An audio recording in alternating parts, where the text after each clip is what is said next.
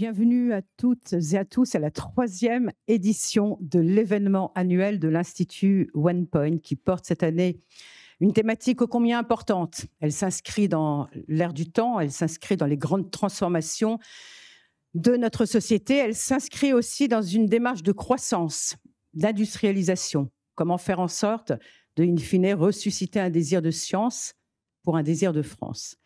Alors nous avons choisi cet événement que nous avons souhaité aussi travailler en partenariat avec la NRT. Je salue la présence de mon amie Clarisse Angelier, parce qu'il nous semblait extrêmement intéressant de conjuguer nos forces, nos différences, nos ressemblances, pour pouvoir d'abord organiser cette manifestation, et je vais rentrer très rapidement dans les détails, et puis pour travailler sur un ouvrage, le premier d'une série, que OnePoint a publié, toujours en partenariat avec la NRT, sur la même thématique, autrement dit la recherche, le développement et l'innovation, catalyseur de croissance et d'industrialisation et création de valeur pour nos PME et nos ETI. Pourquoi ? Parce que nous considérons que dans notre écosystème, les ETI et les PME sont les poumons économiques. Alors, je vais essayer d'être brève parce que, suite à ma petite introduction, eh bien, vous aurez la chance d'être les témoins d'une interview croisée entre Clarisse et moi. Puis Alain Aspect prendra ensuite la parole.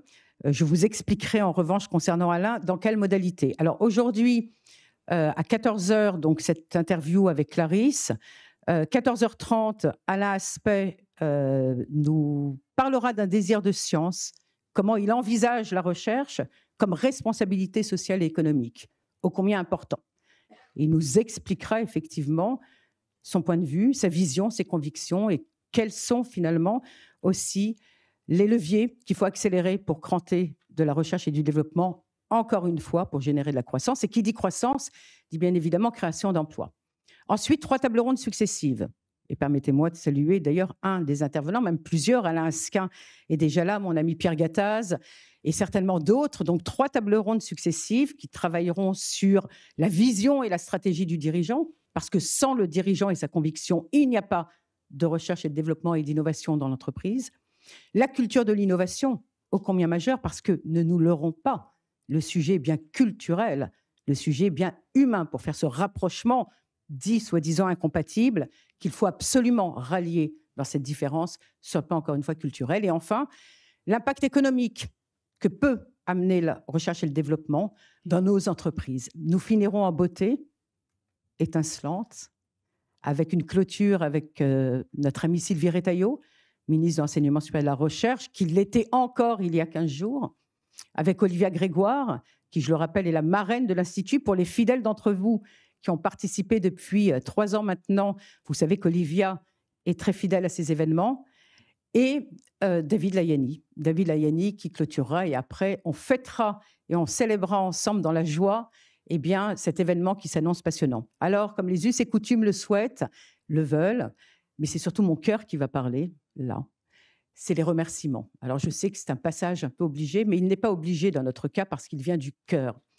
Et permettez-moi de remercier tous les collaborateurs OnePoint, parce qu'un événement comme celui-ci, c'est une longue préparation de réflexion intellectuelle, de logistique, de technique, pour que vous ayez, vous, le meilleur moment pour pouvoir d'abord écouter de l'excellence sans compromis, mais aussi avoir ce lieu de réseau, de découverte des uns et des autres. Alors, je remercierai d'abord l'équipe de communication.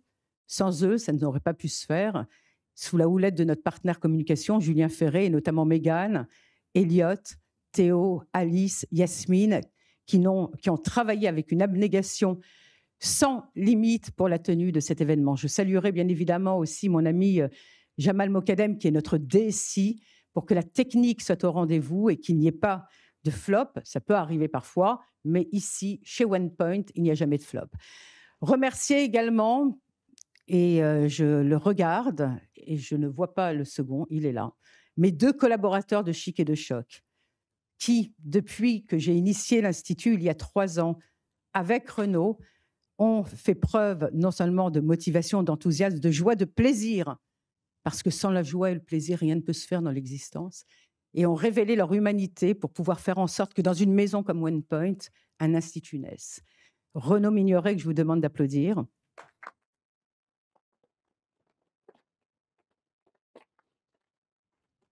Et notre nouvelle recrue, pour notre plus grand plaisir, Thomas Pérou, qui travaille aussi avec nous.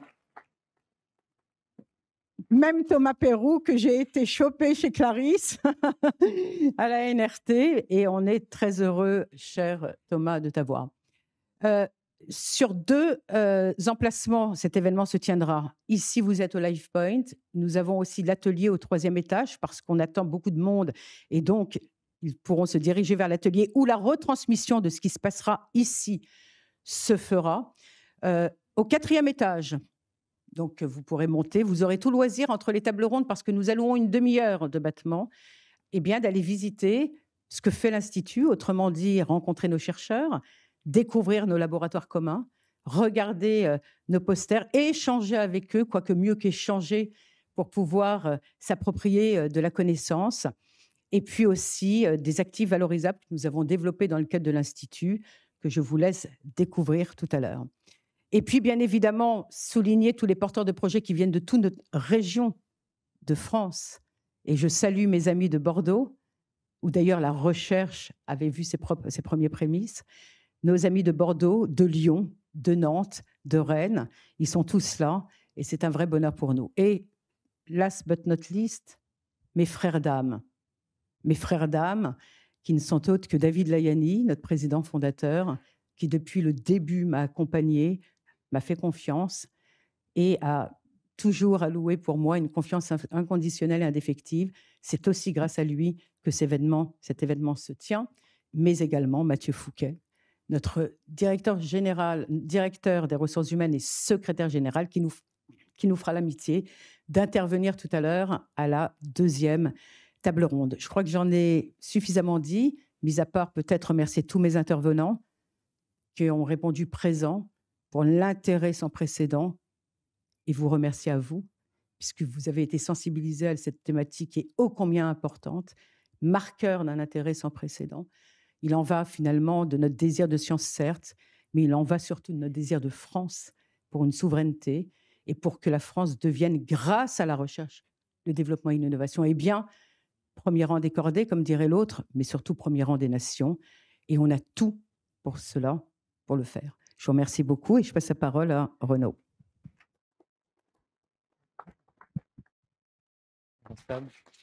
Parole que je vais te rendre très rapidement, Muriel, puisqu'on a prévu un temps d'échange d'une quinzaine de minutes. Et alors, je suis responsable R&D et également gardien du temps pour cet événement, d'où ma rigueur sur la question du timing. Donc, pour ces raisons, j'enchaînerai directement avec la première question. Et Muriel, je te passe ton micro.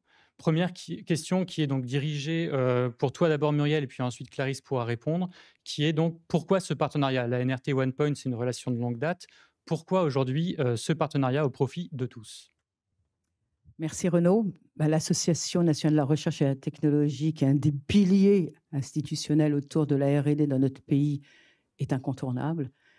J'ajouterais à échelle personnelle que je connais Clarisse depuis plus de 15 ans, mais quand on aime, on ne compte plus, que dans le cadre de mes fonctions précédentes, on avait eu le plaisir de collaborer ensemble. Et quand on a décidé d'organiser cet événement autour d'une thématique que j'ai lancée tout à l'heure, la recherche et le développement pour l'innovation, avec un focus entreprise, PME et ETI, et comme la NRT accompagne sans relâche eh bien, ces entreprises pour leur donner les bons guidelines, si je puis dire, pour pouvoir accélérer cette dimension de recherche et de développement, il nous semblait tout à fait naturel de le faire. Et quand on s'est dit, on organise cet événement, eh bien, on s'est dit aussi, pourquoi ne pas aussi écrire ensemble un ouvrage, premier d'une série. C'est très, très singulier dans un cabinet conseil, un cabinet technologique, que d'oser finalement parler de la recherche et du développement.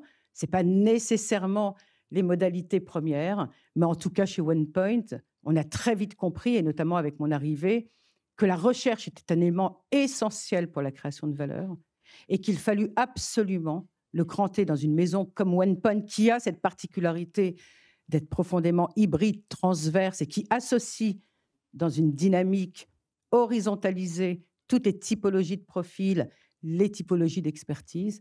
On aime la recherche, on a recruté des chercheurs, on a créé des laboratoires communs. on a développé des actifs valorisables. Et ça, c'est une puissance, me semble-t-il, incroyable finalement, pour faire en sorte que OnePoint soit un phare éclairant, oserais-je dire un modèle exemplaire pour les autres PME et les ETI, à faire en sorte que si nous souhaitons que notre pays, qui a une recherche fondamentale d'exception, eh bien, devienne au premier rang des nations dans sa réindustrialisation, dans sa croissance et sa création de valeur, on n'avait pas le choix. Et David Layani a tout de suite compris cela quand j'ai été tapé à sa porte sur ce sujet. Et c'est pour ça que nous avons choisi de nous allier avec la NRT. Transition parfaite pour Clarisse. Donc, de votre côté NRT, pourquoi ce choix? Alors, très rapidement, je voulais rappeler que la NRT regroupe les 3/4 de l'effort de recherche académique et privé français, ça me paraît important de le dire, et dans une approche totalement interdisciplinaire, intersectorielle et regroupant toutes les tailles d'entreprise. Alors, dans le cadre de notre plan de développement à 5 ans, entre 2023-2027, avec le conseil d'administration, et Marco est là, membre du conseil, on s'est inquiété, et je regarde aussi M. Gattaz, des 25% d'entreprises qui ne font pas de R&D en France et de petites entreprises qui n'en font pas assez. Et on s'est posé la question de comment les y aider. Et c'est pas forcément facile de voir qui elles sont et comment les accompagner.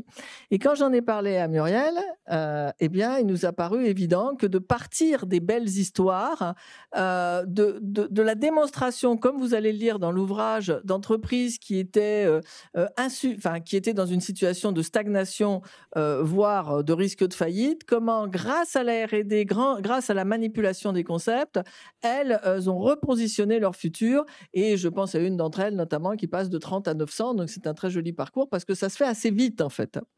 Voilà, donc merci encore de votre accueil et de cette belle collaboration. Alors Clarisse, je vous laisse la parole avec une nouvelle question que je vous adresse, et Muriel, tu pourras bien sûr y répondre juste après. Quelle est votre vision de la R&D en entreprise? Vous commencez à l'évoquer, mais d'un point de vue stratégique, humain, culturel. C'est un passeport pour le futur. C'est une assurance vie pour le futur. C'est-à-dire que entre les années 50 et 2000, on peut imaginer qu'une entreprise qui transformait pas trop son offre pouvait se maintenir, voire se développer en faisant des ajustements, en intégrant quelques innovations.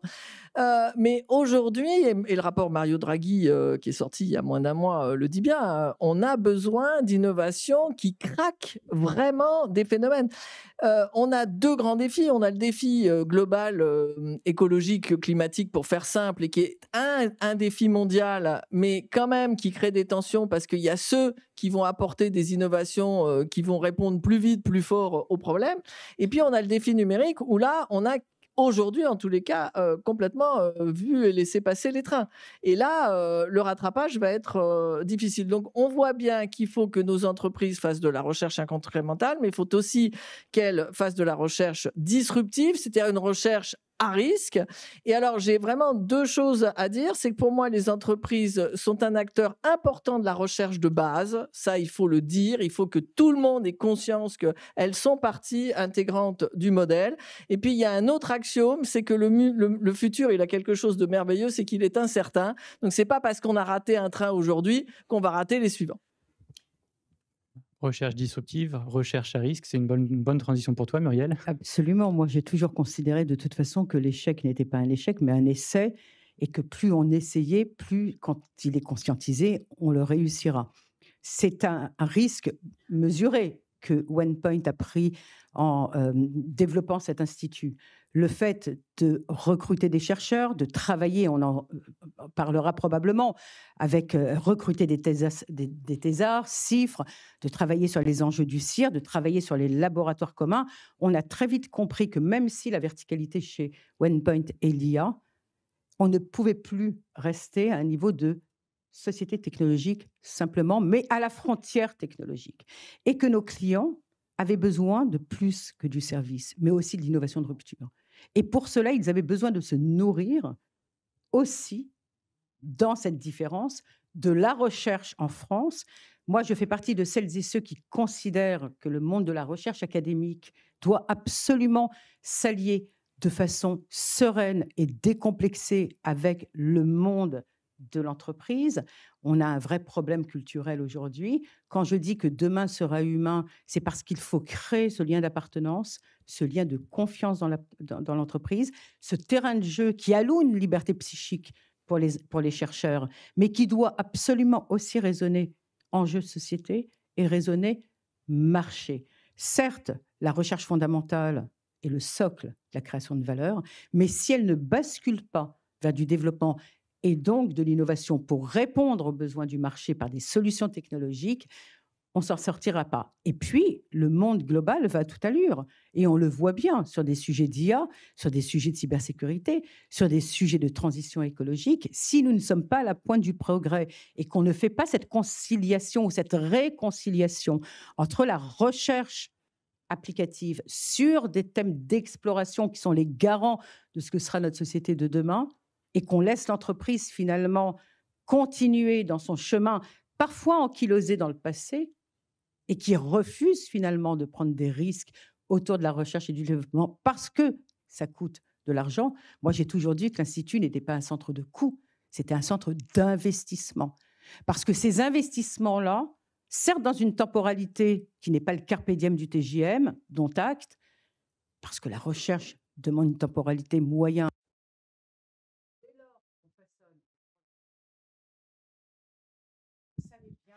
Que ça allait arriver. Je l'ai dit c'est normal, j'allais presque dire. Dès lors qu'on façonne culturellement, ou en tout cas on essaye de faire de la bifurcation culturelle chez nos chercheurs à raisonner société et marché, et qu'on les amène dans un circuit qui est beaucoup plus applicatif, je pense que ce travail en collaboration avec les entreprises peut être un pari gagnant. J'en veux pour preuve, et je sais ce que tu allais me poser comme question, Renaud, la formation chercheur-entreprenant. Mon obsession au quotidien, en tout cas chez OnePoint, dans le cadre de l'Institut, c'est rendre possible l'impossible, c'est-à-dire faire travailler des chercheurs de la recherche publique et académique avec le monde de l'entreprise. Ces gens-là ne se comprennent pas. Pourquoi ? Parce qu'ils n'ont pas un même langage, ils n'ont pas une même langue, oserais-je dire, une même façon de raisonner. Il faut absolument, et l'histoire, elle est bilatérale. Ce n'est pas simplement le chercheur qui doit faire un effort d'acculturation ou d'intégration au monde de l'entreprise, mais c'est également les consultants dans l'entreprise, qu'ils soient consultants, ingénieurs, codeurs, experts ou que sais-je encore, qui doivent absolument aussi conscientiser la recherche comme un élément majeur pour pouvoir justement faire en sorte que notre société s'accélère et aille vers le haut. Et c'est pour ça que nous avons développé chez OnePoint une formation qui n'existe nulle part ailleurs sur le marché, nulle part ailleurs, que j'ai baptisée le chercheur entreprenant, qui travaille sur 2 dimensions. Une dimension que j'appelle compétence douce, comment je stimule l'audace, la conquête, l'agilité, le fait d'aller chercher aussi des fonds privés là où le public ne peut plus financer. Et on le voit en ce moment avec les discussions sur les restrictions budgétaires du gouvernement Barnier. Comment faire en sorte qu'ils aient la culture du venture capitaliste, qui se disent que l'argent pour financer la recherche, et Dieu sait qu'on a besoin de beaucoup de moyens pour financer la recherche, eh bien, ils doivent être en capacité d'être les entrepreneurs d'eux-mêmes pour pouvoir peut-être, et ce n'est pas le Graal, devenir les entrepreneurs de demain. Et puis, les compétences dures que moi, j'articule sur une connaissance minimum que même un chercheur fondamental doit avoir. Qu'est-ce que c'est un business plan? La culture du venture capitaliste, c'est quoi une stratégie marketing? C'est quoi un business plan? Et on a alloué cette formation à plus de 50 chercheurs de la région Pays de la Loire. Ils ne sont pas idiots, la région Pays de la Loire. Ils se sont dit, on va commander cette formation. Pourquoi? Parce qu'on veut faire de l'attractivité sur notre territoire et donc créer de la richesse. Parce qu'on veut faire de la rétention des cerveaux. Ma chère Clary, je rappelle au passage que nombreux de nos têtes bien faites, peut-être même des entrepreneurs et non pas des impostures, mais des postures, partent de notre pays.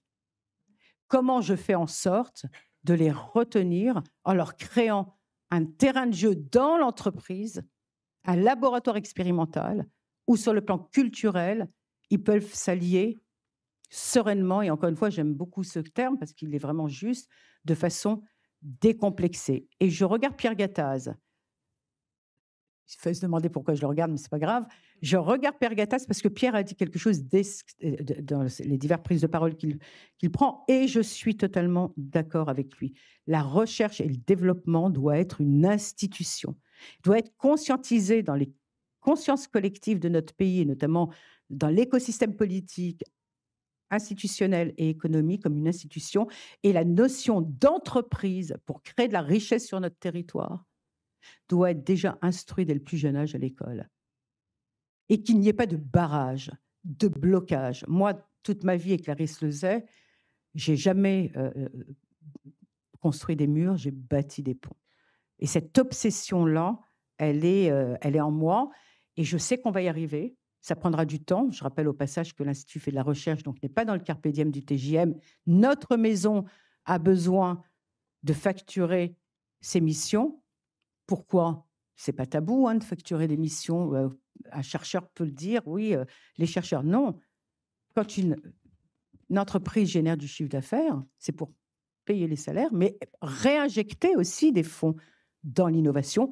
C'est ce que nous faisons chez OnePoint. 40 chercheurs, 3 laboratoires communs, des assets qui sont développés. On investit entre 10 à 25 millions d'euros par an pour la recherche, parce qu'on aime la recherche, on croit la recherche, et on sait surtout que la recherche sera une des dynamiques, sinon la seule dynamique, pour recréer un désir de France, sa croissance, son industrialisation et ses emplois.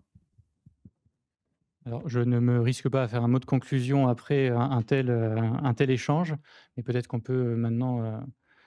mais Clarisse est déjà...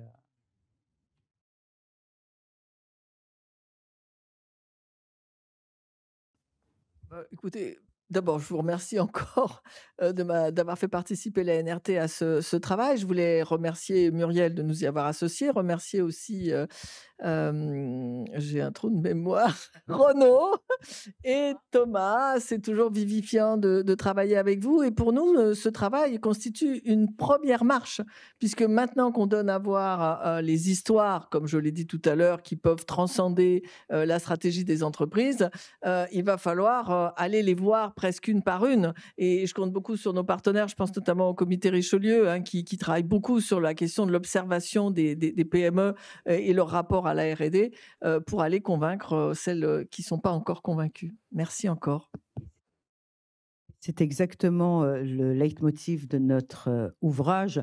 Je me permettrai quand même de dire que la France alloue, grâce à des mécanismes que tu connais par cœur, ma chère Clarisse, mais aussi avec le programme, le fonds France 2030 depuis 5 ans, que le président de la République a initié avec ses 54 milliards d'euros, à voir ce que ça donnera. Moi, je crains pour le crédit impôt recherche, mais je reste très optimiste. En tout cas, une chose est sûre, c'est que la France alloue aujourd'hui 3% du PIB dans l'innovation, alors que des pays beaucoup plus petits allouent plus de 18%.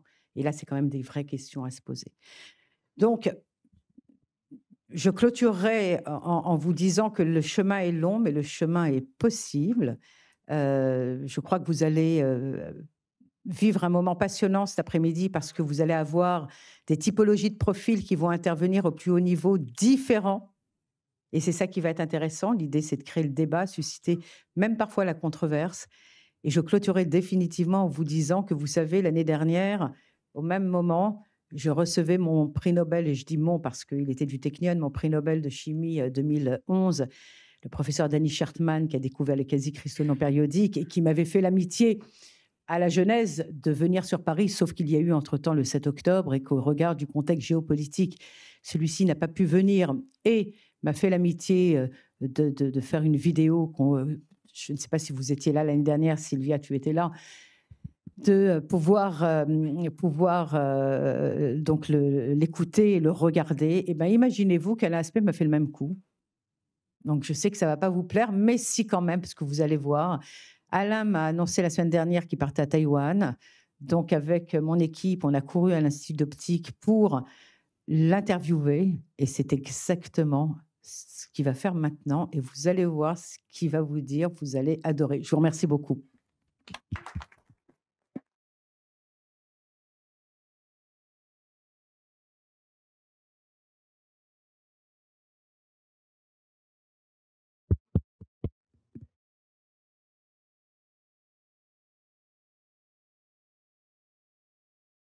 un tout petit peu à cet événement de l'Institut OnePoint.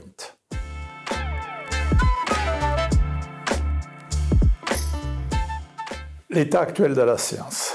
Vaste question. Ça pourrait être pire, ça pourrait être meilleur. Ah oui, il faut que je regarde Muriel. On peut le garder sur la vidéo.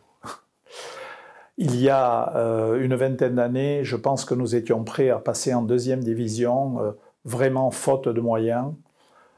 Création de l'Agence nationale de la recherche qui nous a donné de l'oxygène, et puis les programmes européens. Beaucoup d'argent européen, assez élitiste, mais donc quand on arrivait à obtenir un de ces programmes européens, ça nous a donné l'oxygène nécessaire pour pouvoir rester en première division et rester donc sur le front avancé de la recherche, donc dans mon domaine, l'optique quantique, le refroidissement d'atomes par laser, qui aujourd'hui nous donne les technologies quantiques. Je reviens sur le délai entre les recherches de base et les applications qui se comptent systématiquement en plusieurs décennies. Donc cette science, eh bien, elle fait ce qu'elle peut.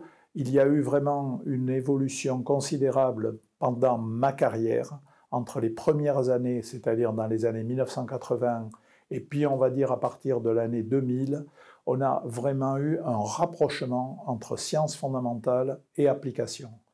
Ça s'est fait dans les deux sens. Je pense que les chercheurs académiques ont compris que aller vers des applications, ce n'était pas se salir les mains, au contraire, c'était noble. Que mes recherches sur un débat très abstrait entre Bohr et Einstein soient aujourd'hui mis en œuvre dans les technologies quantiques, cela me réjouit profondément. Bien, je pense que beaucoup de chercheurs ont compris que c'était très bien d'avoir des applications pour la recherche. Vice-versa, je pense que l'industrie en France, qui était un peu trop centrée sur le court terme, a compris aussi tout l'intérêt qu'il y avait à aller voir les chercheurs, à recruter des docteurs. C'était un gros problème en France il y a 20 ou 30 ans. On recrutait des ingénieurs qui sortaient des grandes écoles et pas des docteurs. Or, quelqu'un qui a été dans une grande école, il n'a appris que des choses scolaires. Quelqu'un qui a fait une thèse, il a été confronté à un problème dont on ne connaît pas la solution. Il a été obligé d'avoir des inflexions par rapport à la voie tracée et donc ça a donné, et ça lui a appris en plus à conduire un projet, car une thèse c'est un projet, on apprend la conduite de projet. Et donc je pense que cette évolution qui s'est faite dans les deux sens, elle est vraiment très bénéfique. Les académiques se sont rapprochés de l'industrie et vice-versa. L'industrie a compris tout l'intérêt qu'il y avait à se rapprocher des académiques. Dernier point que l'on voit à l'œuvre ici sur l'université de Paris-Saclay, qui est, je dirais, le combat de toute ma vie, c'est de mettre ensemble l'université et les grandes écoles. Grande réussite de Paris-Saclay, avoir réussi à faire une structure qu'on va appeler une sorte de fédération, où nous avons d'une part les grandes écoles, Supoptique, où nous sommes aujourd'hui, Centrale, Supélec et d'autres, avec l'université Paris-Sud, qui était une grande université de recherche. Le fait que tout le monde se retrouve dans la même université, nous avons le résultat. Première université européenne d'Europe continentale au classement de Shanghai. Et ça faisait très longtemps que je rêvais de ça. Sylvie Retailleau, première présidente de Paris-Saclay, aujourd'hui ministre, Sylvie Retailleau l'a fait.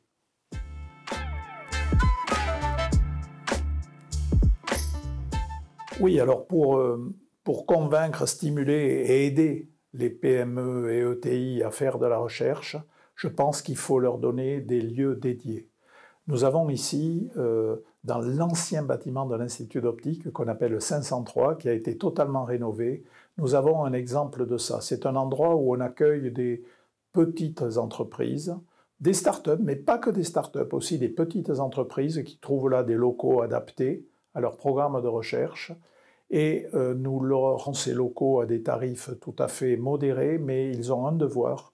Ce devoir, c'est d'éduquer les élèves de l'école supérieure d'optique et de les mettre directement en contact avec ce travail. Et je crois que là, nous avons encore un exemple où le rapprochement entre deux mondes, le monde académique et le monde des PME ETI, donne des résultats extrêmement intéressants parce que nos étudiants apprennent comment gérer une entreprise Et je crois que pour ces entreprises, se trouver au contact quasi quotidien de gens qui ont la fibre chercheur, je pense que c'est intéressant pour tout le monde.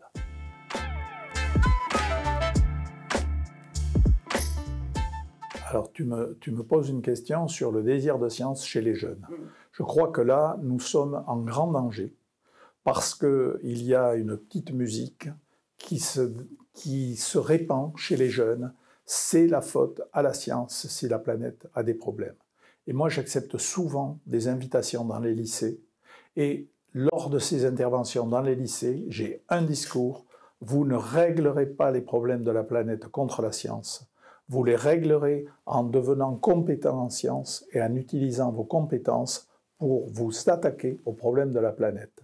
Je pense qu'il faut absolument développer ce discours autant qu'on le peut. Alors maintenant, autre problème, les médias. Je pense que nous avons une situation assez dramatique dans le fait que dans la plupart des écoles de journalistes, il n'y a aucun cours d'éducation scientifique. D'ailleurs, problème voisin, les Sciences Po n'ont pas non plus de cours d'éducation scientifique, dont nous nous retrouvons avec des leaders d'opinion, journalistes, hommes et femmes politiques, qui, pour la majorité d'entre eux, n'ont pas de formation scientifique. Et je pense que ça participe à un certain discrédit vis-à-vis de la science.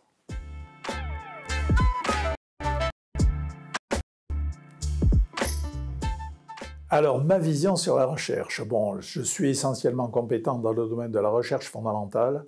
Et là, je sais que la seule loi, c'est la liberté du chercheur. Parce que quand je fais le retour sur ma carrière, tous les 4 ans, nous étions obligés d'écrire un rapport où nous disions ce que nous avions fait et où nous annoncions ce que nous voulions faire. Et quand 4 ans plus tard, je lisais le rapport, je m'apercevais que pendant 1 an ou 2, j'avais fait ce que j'avais annoncé. Et à partir de la 3e année, quelque chose s'était passé, une nouvelle idée était passée et j'avais changé. Dans ce qui concerne la recherche fondamentale, bien malin qui peut prédire quels seront les sujets intéressants, non pas dans 40 ans, mais dans 5 ans. Impossible à savoir. Ensuite, il y a la recherche appliquée. Et là, ma vision, c'est que les industriels sont mieux à même que tout le monde pour trouver les endroits où il faut aller. Mais je voudrais insister sur une chose. Parfois, les jeunes qui commencent dans la recherche académique partent ensuite dans la recherche privée et ils ont l'illusion que dans la recherche privée, ça va être la même chose que la recherche académique. Je pense qu'il faut absolument leur dire que ce n'est pas ça. Par exemple, quand on prend une très belle expérience dans le laboratoire, par exemple l'ordinateur quantique d'Antoine Brouès, et que la société Pascal se fixe comme objectif de reconstruire cette expérience pour en faire un appareil presse-bouton où les informaticiens vont pouvoir faire des calculs, eh bien il faut comprendre que le travail qui consiste à transformer cette expérience de base en expérience presse-bouton est d'une nature différente de la recherche académique, mais tout aussi passionnant. Parce que lorsqu'on veut fiabiliser un appareil, eh bien il faut être au top de la connaissance de la physique pour comprendre quels sont les problèmes qui empêchent cet appareil d'être fiable et qui vont permettre de le rendre fiable. Donc je pense que c'est un discours qu'il faut bien propager quand vous avez été formé dans le monde académique et que vous passez dans la recherche industrielle. C'est tout aussi passionnant, mais c'est un autre type de démarche. Je suis parti dans une digression, mais c'est pas grave.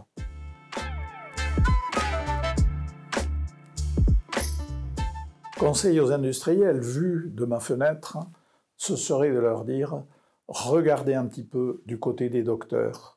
Avoir quelques docteurs dans votre entreprise, ça va apporter une forme d'état d'esprit qui va vous ouvrir des fenêtres. » Et vous avez 2 façons d'aller chercher les docteurs. Soit vous allez chercher les docteurs qui ont déjà terminé leur thèse, mais pensez aussi à ce formidable système de notre pays qui sont les thèses CIFRE.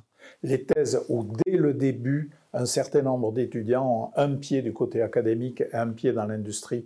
Je crois qu'il faut cultiver ça.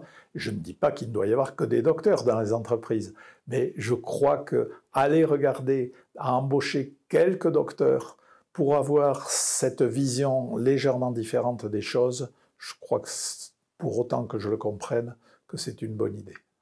C'est exactement ce qu'on fait. Et elle ne m'avait pas donné le message avant. D'abord, vous êtes témoin que je dis que ce que je veux. Hein.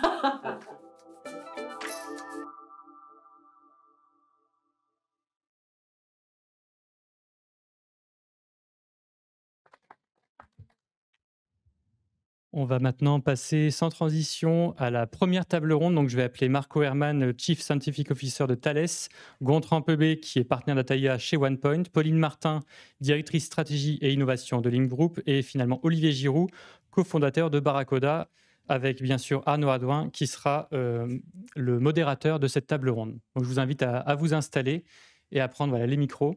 Et je profite de ce laps de temps pour préciser que cette table ronde sera introduite par un petit retour d'expérience par Pauline Martin, qui prendra donc la parole pour introduire cette table ronde.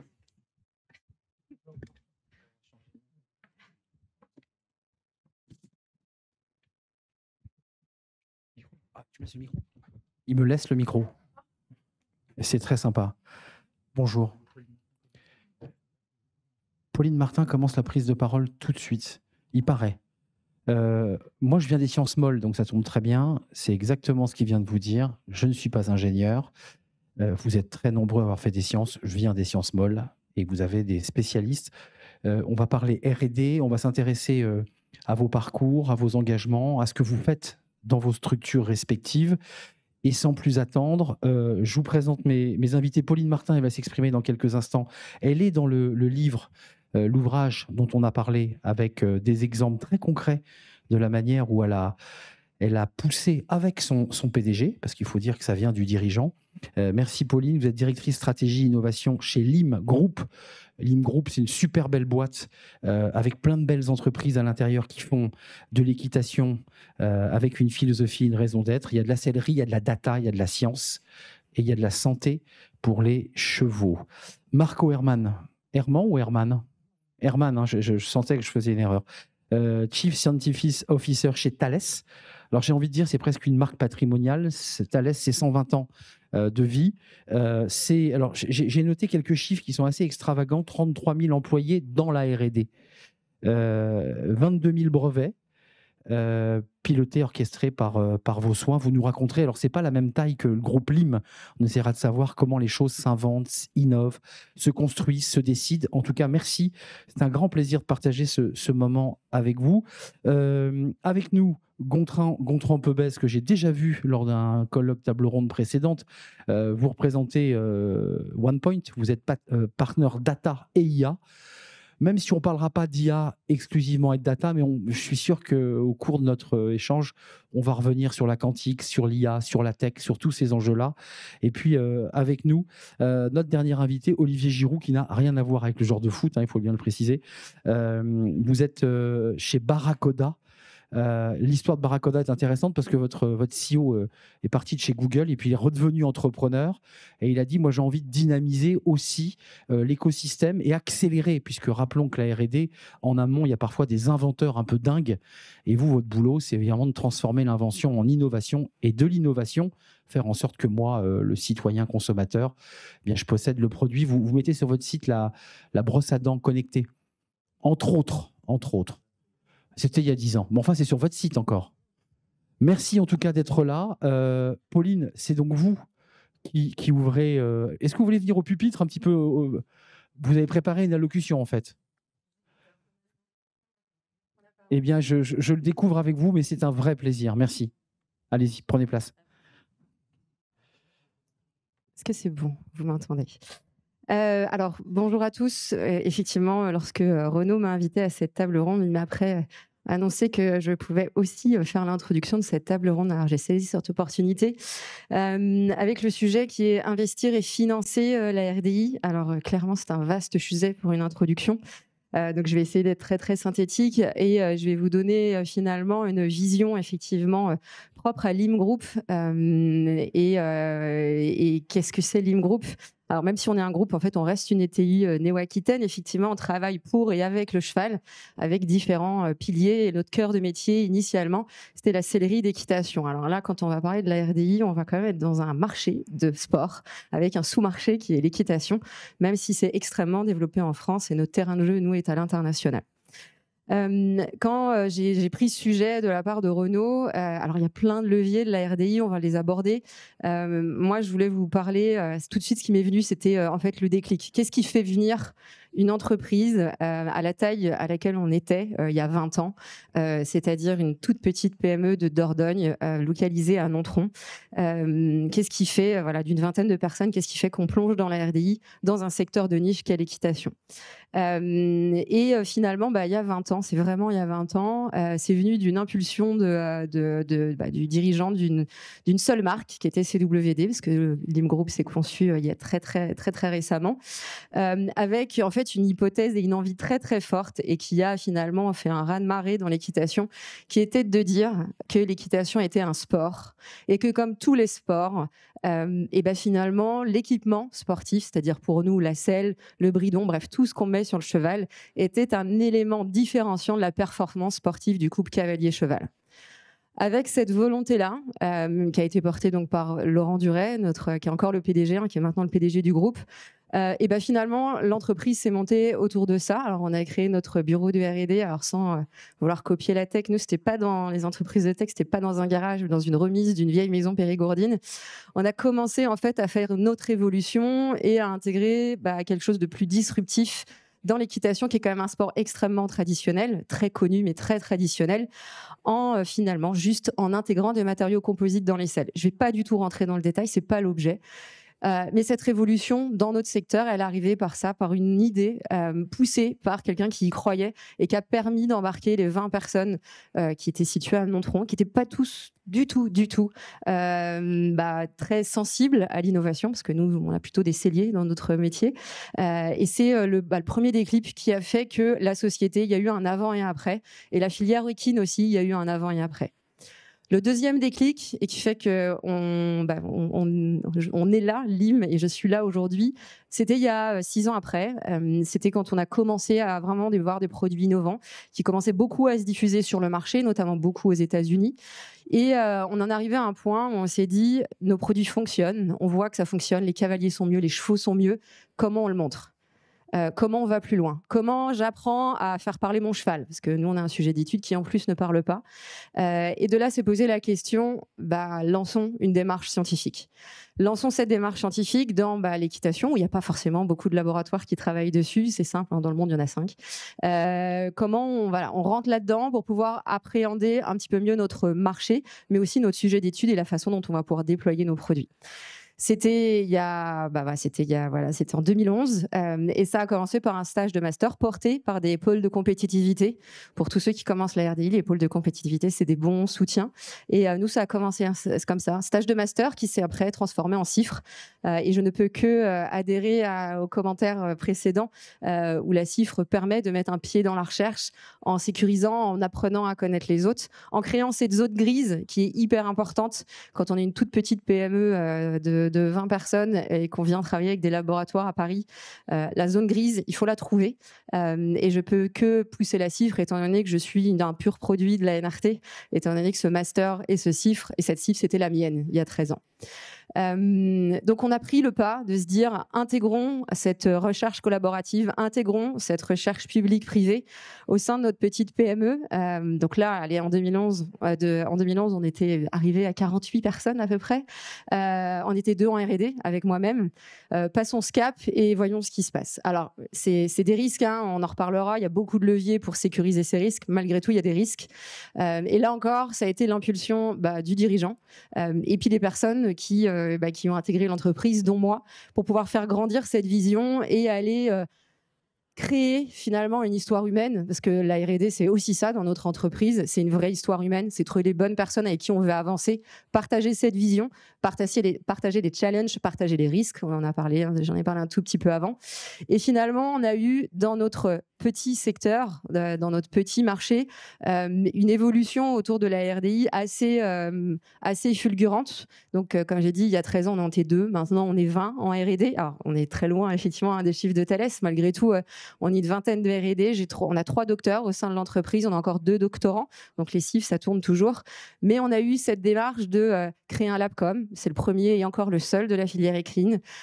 Déposer des dossiers ANR pour aller aussi financer les laboratoires et financer, nous, notre propre recherche et construire le monde de demain dans notre filière. Et finalement, on a commencé à prendre des briques de tout ce qu'on pouvait trouver en France. Il y aurait plein plein d'autres choses à faire. Et puis, de cette construction de projets collaboratifs, c'est construit aussi des recherches de financement. Je ne vais pas tous les détailler, c'est un vrai sujet encore à l'heure actuelle. Malgré tout, en tant que petite PME sur fonds propres, il a fallu quand même financer tout ça. C'était quand même un vrai gap. Avant, on finançait plutôt la façon dont on venait acheter nos cuirs et fabriquer nos sels. Une grosse partie de notre chiffre d'affaires, on est monté jusqu'à 10% du chiffre d'affaires, a été réintégré dans l'entreprise parce qu'on y croyait. Et ça a payé. Et ces laboratoires qu'on a construits, avec qui on a construit une relation extrêmement pérenne, c'est encore les mêmes avec qui on travaille maintenant. C'est encore les mêmes avec lesquels on se projette pour une chaire industrielle. Ça, c'est notre étape future. Et c'est tous d'autres projets qui sont extrêmement disruptifs pour la filière. Je pense qu'on va parler d'IA, je pense qu'on va parler de machine learning, je pense qu'on va parler de vision, etc., etc. Ce sont des sujets, même si on considère que l'IM est dans un tout petit secteur, qui sont pour nous des sujets de demain. Et en fait, finalement, monter une démarche de RDI, qu'on soit dans l'équitation, qu'on soit dans le sport de façon plus générale, dans l'aéronautique ou dans l'ingénierie plus large, finalement, les démarches sont les mêmes. Et je crois que mon point d'introduction, ça a été comment on met le petit déclic. Qu'est-ce qui fait qu'on passe d'un avant et d'un après ? Pour nous, ça a été une conviction forte et ça a été finalement cette vision partagée avec des personnes qui avaient envie d'avancer dans le même chemin. Il y a plein de leviers pour investir, il y a plein de leviers pour financer. Je pense que ça va être le sujet de cet après-midi, donc je ne vais pas aller plus dans le détail. En tout cas, je vous souhaite une bonne après-midi et des bons échanges avec nous.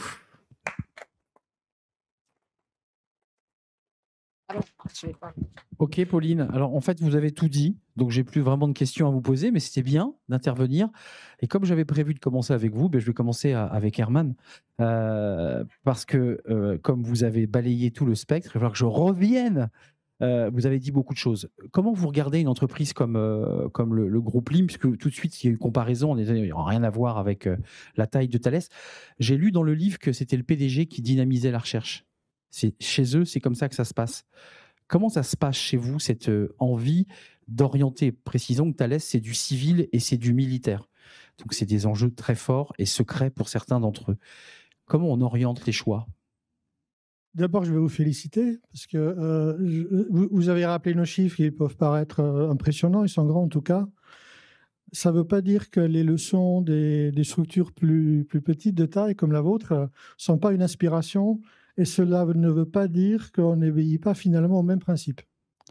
Je vais essayer d'en illustrer quelque chose. Vous avez mis le point dessus en nommant le fait que votre président lui-même est le meilleur porte-parole de la recherche. C'est exactement pareil chez nous. Je pense que je ne connais pas un seul membre du CODIR, du COMEX, qui ne saurait pas et qui ne le fait pas valoriser la R&D dans le groupe et défendre cette activité comme une orientation stratégique. Vous avez rappelé le nombre de personnes, c'est 4 milliards d'euros de coûts. C'est 40% des effectifs, donc c'est vraiment un investissement fort. Et tout le monde sait, je dirais, en honnêteté, défendre pourquoi il y a un tel budget, alors qu'on est dans le CAC 40. Tous les investisseurs vont vous dire, mais pourquoi vous investissez autant? Si vous investissez un petit peu moins, vous aurez un meilleur bottom line, etc.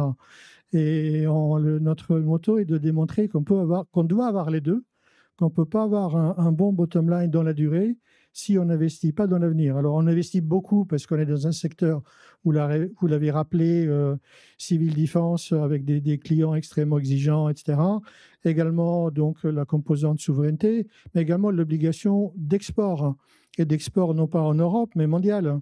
Une société comme la nôtre, c'est peut-être le cas aussi de la vôtre et bien d'autres personnes dans le groupe, ne survit pas sur le marché national. Et dès qu'on sort du marché national, eh bien, c'est la compétitivité qui compte. Dans la compétitivité, il n'y a pas que le coût, il y a l'attractivité qu'apporte l'innovation. Donc, c'est absolument fondamental, je pense, pour tout, petit, grand, moyen, etc. La leçon qu'on en a pris, alors vous avez dit, on a une vieille dame de 100 ans, etc., même si on essaie... 120 ans. 120 ans, oui, j'y étais pas au début, en fait.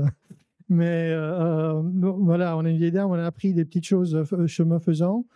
La culture, je pense que c'est important. On a commencé, on a détaillé ça. L'autre point, c'est anticiper. L'avenir peut être loin, et Alain l'a rappelé, il commence aujourd'hui. Si vous attendez demain pour commencer à préparer l'avenir, vous avez déjà pris une journée de retard, alors que quelqu'un d'autre ne l'a pas pris. Et nous avons, sur certains sujets, des cycles extrêmement courts dans le numérique. Ça se passe en semaines. Et sur d'autres, 50 ans. Un programme de sous-marin atomique, c'est 50 ans.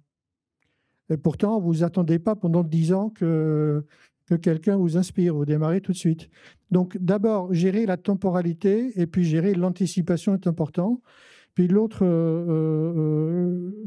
point qui est essentiel, sur lequel on va revenir, vous l'avez déjà dit, qui prend plusieurs dimensions chez nous, mais chez les autres également. Quelle que soit la force de la recherche de développement interne, il y a plus de cerveau à l'extérieur d'une boîte qu'à l'intérieur. Ça veut dire que le partenariat est absolument clé. Donc nous développons énormément le partenariat avec les laboratoires académiques, à travers des laboratoires communs, beaucoup. Nous avons beaucoup de thèses, nous avons 250 thèses en cours, une centaine sur l'IA, donc effectivement, c'est un des sujets, donc une centaine de colossal. Thèses. 800 thèses. 250 thèses en cours, dont une centaine en IA. Et nous avons en France, parce qu'on est international, mais en France, qui représente à peu près 60% de nos effectifs R&D, le chiffre que vous avez mentionné, nous avons environ 1200 personnes qui ont des thèses, qui ont des CDI, qui sont des thèses dans la recherche, mais certains ont monté jusqu'au COMEX. Ça veut dire aussi que la thèse, comme l'a dit Alain, est une excellente formation qui permet même de sortir de la recherche et faire d'autres choses.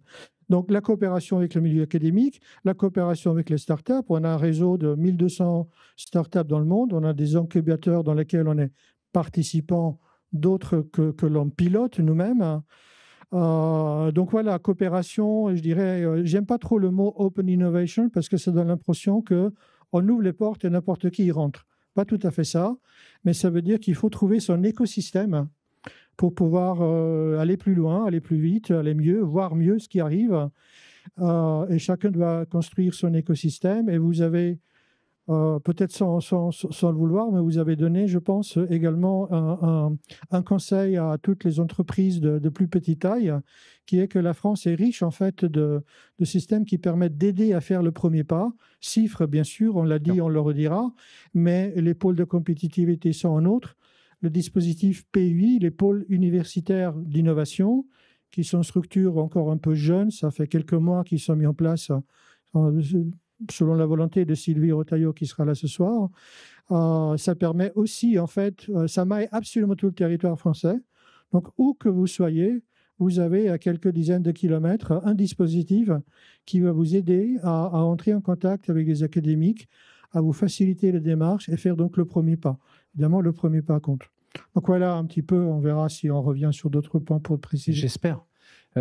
Olivier Giroux, cofondateur donc de Barracoda, avec cette histoire de votre associé qui venait de chez Google et qui a dit « j'entreprends », vous dites, c'est ce que vous développez, votre volonté c'est de transformer vos idées les plus audacieuses en réalité, créer des produits innovants de A à Z, de la conception au développement logiciel, puis de la fabrication et à la production en série. C'est ce que j'évoquais, vous êtes un facilitateur, vous êtes celui qui accompagnait le développement R&DI, puisque j'entends tout le monde, en tout cas Pauline, rajouter le mot innovation à R&D. Oui, absolument. Donc nous, en fait, notre ambition, c'est d'aller véritablement de l'idée du concept jusqu'à la commercialisation avec des partenaires industriels. Et ça va bien au-delà, en fait, de l'aspect scientifique de la recherche, qui évidemment est fondamental.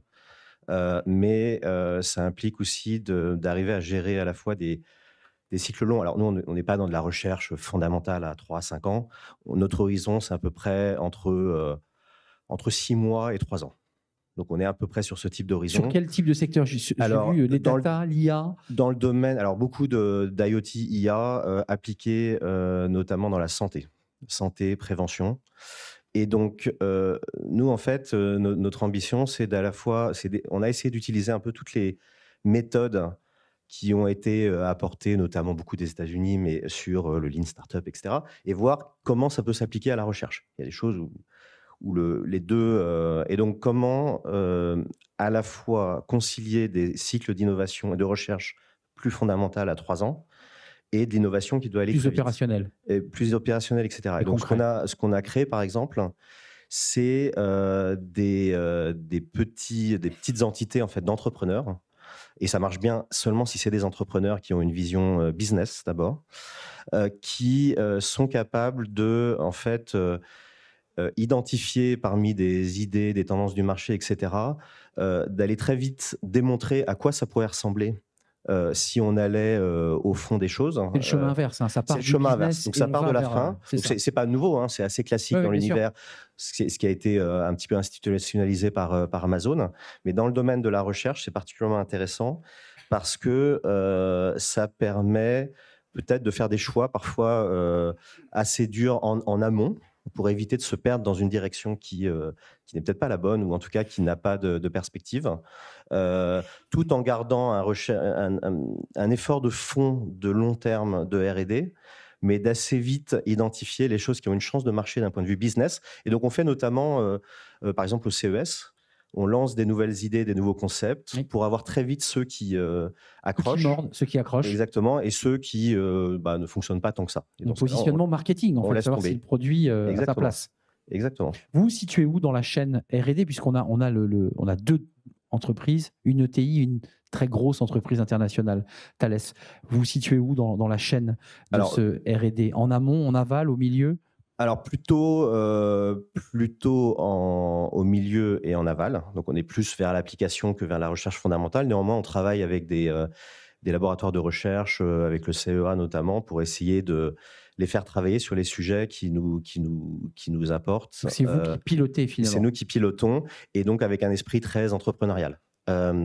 Et un dernier point qui me semble important, c'est qu'on a aussi une intégration verticale, vraiment sur toute la chaîne de la valeur, y compris le manufacturing, qui est une des sources de différenciation, parce que ça permet d'aller très très vite dans la fabrication à la fois à petite échelle. Prototype, mais ensuite monter en charge. Et tester le produit sur le marché. Exactement. Et donc le fait de contrôler la chaîne alors on ne contrôle pas 100% de la chaîne de la valeur, bien sûr, on a toujours, on fait appel à des partenaires, mais ça nous semble important aussi. Gontran Pebez, on a cet ouvrage, je vous invite à le lire parce que c'est un guide pratique, au-delà du fait que Pauline Martin est dedans. Il y a beaucoup d'autres témoignages bien sûr, de parcours. Donc c'est aussi un partage de connaissances qui est vraiment passionnant dans ce livre, en partenariat avec l'Association nationale de la recherche et de la technologie. Gontran Pebez, OnePoint, elle a quoi, 6 mois, 1 an d'avance sur ces enjeux de recherche? Alors, je vais répondre à la question, bien sûr, mais je vais Vous avez le droit, après. Quelques chiffres avant, parce que c'est vrai qu'on a on a tout l'éventail là de taille d'entreprise.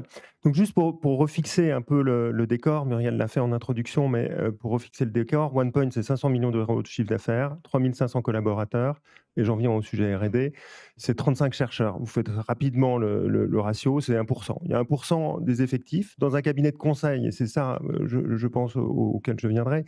Il y a 1% des effectifs qui consacrent leur temps, l'intégralité de leur temps, dirais-je même, à la recherche et à l'innovation. Le I est très important dans notre cas.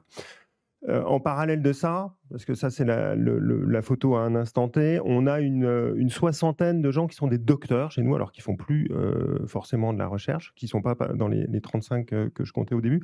Et vous voyez donc cette dynamique, c'est-à-dire que si on a 35 chercheurs aujourd'hui, dont la plupart sont des thésards, demain, on risque d'avoir plus que 60 docteurs, comme vous l'imaginez. Et ça, c'est le fruit d'une dynamique qui a été instaurée. C'est le fruit de cette dynamique qui nous réunit aujourd'hui avec l'Institut OnePoint. Dynamique, excusez-moi, c'est une volonté politique des dirigeants, du dirigeant de l'entreprise. Exactement. On en revient. Une volonté politique. C'est très top-down, hein, pour le dire en bon anglais. Il faut avoir cette vision et cette volonté que cela vienne d'en haut, dirais-je.